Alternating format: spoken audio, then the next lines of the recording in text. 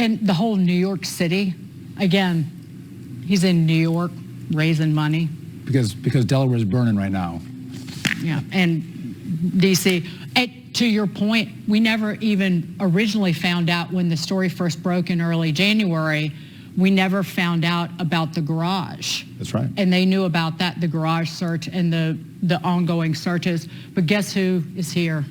Would you like to bring in? I will. Well, let's bring in Ohio Congressman Jim Jordan, chairman of the House Judiciary Committee, who can break all this stuff down for us. Jim Jordan, good to see you. Well, good to see you. Congratulations, guys, on this show. Good to be with you tonight. It's a special day. It's week 2, day 2 of this show, and you're on. Yeah. And listen, this story breaks, and we're like, we have Jim Jordan tonight? How great could this be? Give me your take on this, Jim. I mean, the fact that we have now another breaking story. Again, the FBI searched the Penn Biden Center 2 months ago, more than 2 months ago. Yeah.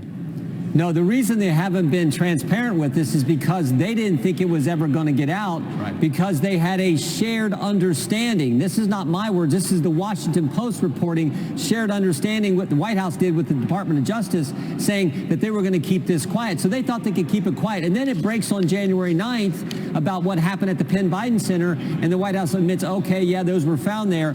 At the time, they already knew about the other documents in the garage because they were found on December 18th, but they don't confirm that. They don't confirm. They don't even tell us about that. So this is the problem. There's always this double standard we talk about all the time, but it's so obvious here. You have the raid on President Trump's house, no raid on President Biden. You have pictures taken of President Trump, the folders, no pictures taken of President Biden. And then, of course, you have just the fundamental issue where you have one person who was actually president of the United States, President Trump. Of course, President Biden wasn't when these documents, these classified documents, were moved to these locations. And I would maybe point out one other thing. It's one thing to have documents stored in a locked room guarded by Secret Service. Very different thing to have documents at your garage or at a think tank funded by the Chinese. So that's what I think the American people see. Yeah. Congressman Jordan, today, House Oversight, I believe it was the National Archives General Counsel. Do you know anything about the meeting today? Can you give us any insight into that? Well, I was there for part of that interview with the general counsel from the National Archives. I do know there was some, again, to this double standard issue.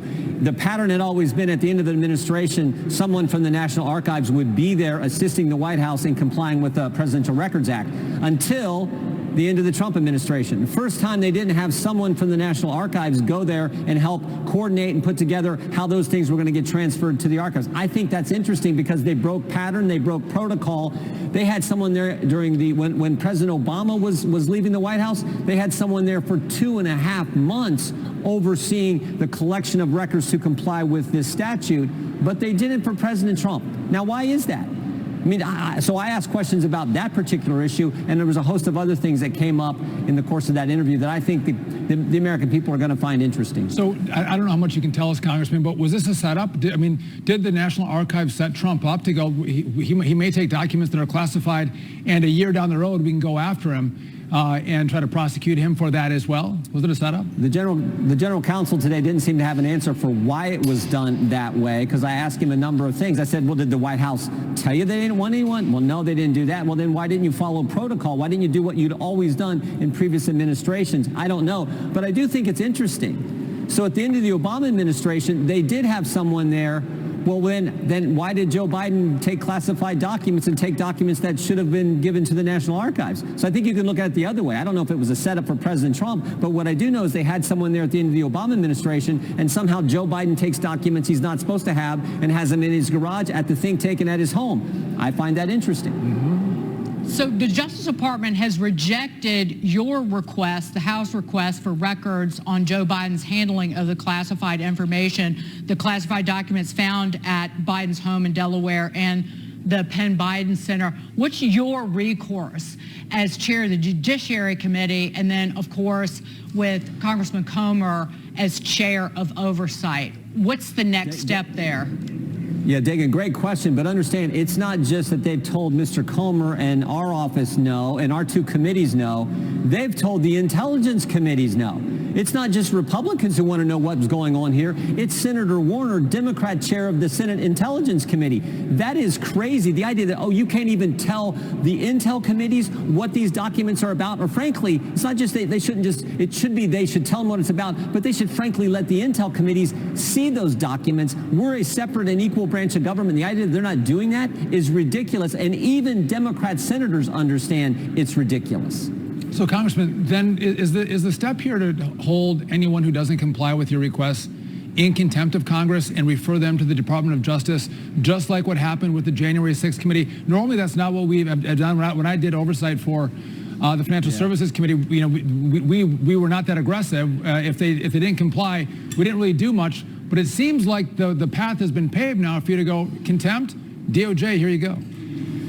Well, we'll see. I mean, look, we got a number of pieces of information we want to get on a host of different issues, the whole school boards issue, what we've learned from whistleblowers, a number of things we want to look at. We expect agencies to comply with document requests and, frankly, to comply if, in fact, we send subpoenas. So we're a long way off from what you just described, Sean, but you know what that process is like because we lived through those some when we were serving together in Congress. So we'll see, but I think we expect them to give them the information we're entitled to, as I said, as a separate and equal branch of government, doing our duty, oversight duty, with the intent of figuring out what kind of legislative changes we need to make so that this kind of stuff doesn't happen in the future.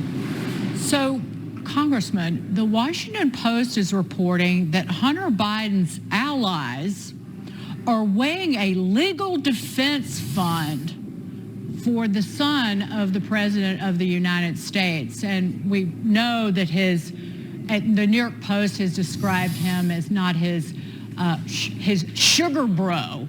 A sugar bro of Hunter Biden's paid off his tax debt.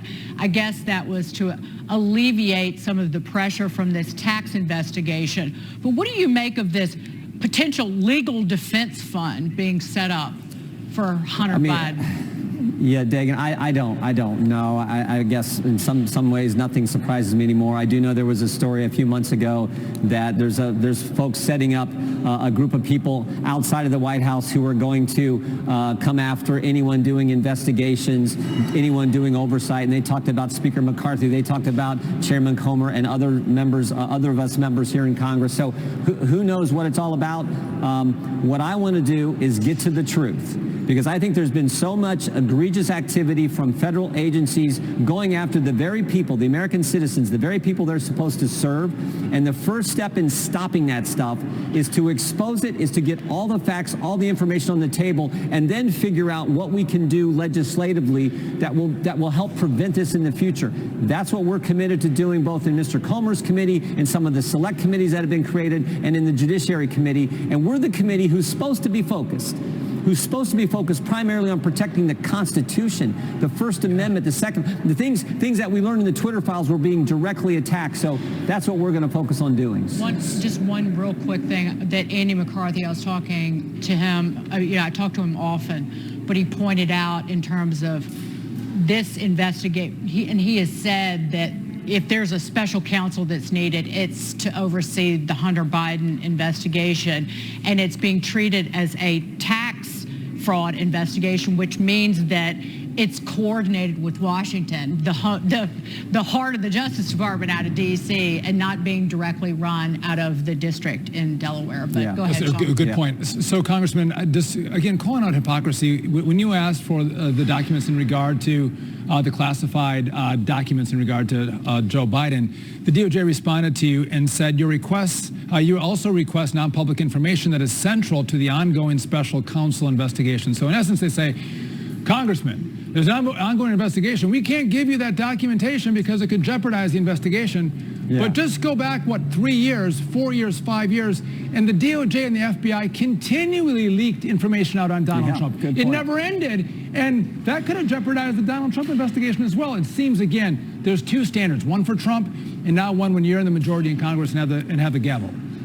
Great point, Sean. And remember, clear back when President Trump hasn't even taken the oath of office, between Election Day 2016 and Inauguration Day, January 20, 2017, Jim Comey goes to New York to brief President Trump, to give him an intel briefing, and talks to him about the dossier, the discredited, phony, baloney dossier, and then they leak that. They leaked that. That is certainly an ongoing investigation. It was all bogus, but it was an ongoing investigation. And then they leaked that information as a way to, I think, do harm and undermine the Trump presidency. So, yeah, you're exactly right. This is...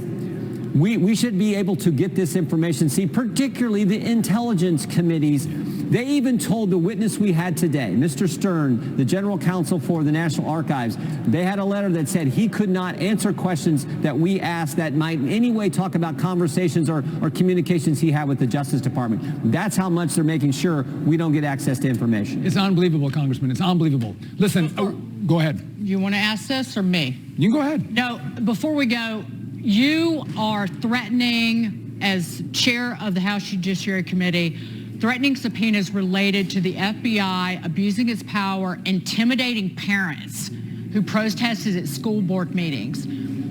What can you tell us about this and where you are in getting to the bottom of, again, this National School Boards Association? Sick of the Justice Department on parents who are upset about the children. Yeah, they set up an apparatus where you could report, some tattletale could report on a mom or dad showing up at a school board meeting, a federal snitch line they set up, and then as a result of people being reported, the FBI put a tag, a designation on that person's name, and 25 parents, we know this because of the whistleblower, FBI whistleblower, 25 parents had an FBI agent show up at their home. Now think about that. None of them were charged, by the way. No one charged, no one arrested, no one prosecuted, but the chilling impact that has. So we want to get to the bottom of how this started, because I actually think it wasn't just the school board's letter that became the predicate. That I think, well, that was the predicate, but I think there was coordination to have the School Boards Association communication prior to that letter between White House and School Boards Association to prompt the whole thing. That's sort of the template we see being used in what we have called this targeting of the government on its by the government on its citizens. Congressman Jim Jordan, we are cheering for you to get to the truth, expose it for all of us. Keep up the great work. Thanks for joining us. Thank you, guys. Congrats again. All right.